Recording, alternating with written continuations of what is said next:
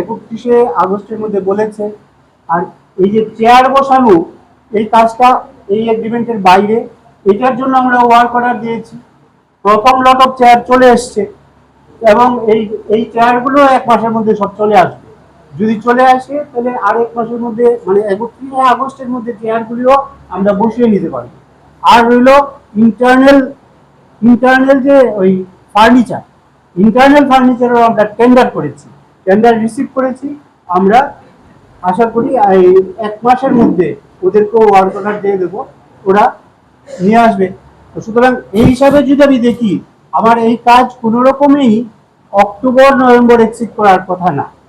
October নভেম্বরের মধ্যে আমরা আমাদের দিক থেকে বললে 100% প্রিপেয়ার্ড হয়ে যাব, তা মানে খেলা যে কোনো দিন প্রোভাইড করার মতো। তো সেই ক্ষেত্রে আমাদের অন্য কিছু ফ্যাসিলিটি প্রশ্ন আছে, হোটেল, তাছাড়া ওই কিছু ক্লিয়ারেন্স, এগুলো আছে। এগুলো 1-2 মাসের মধ্যে ক্লিয়ার হলে আমরা আগামী সিজনে আমরা আইপিএল খেলাতে পারবো। এটা আমরা খুব বিশ্বাস করি। আপনাদেরকে ব্যাখ্যাও করে বললাম কি কারণে আমরা পারবো বলছি।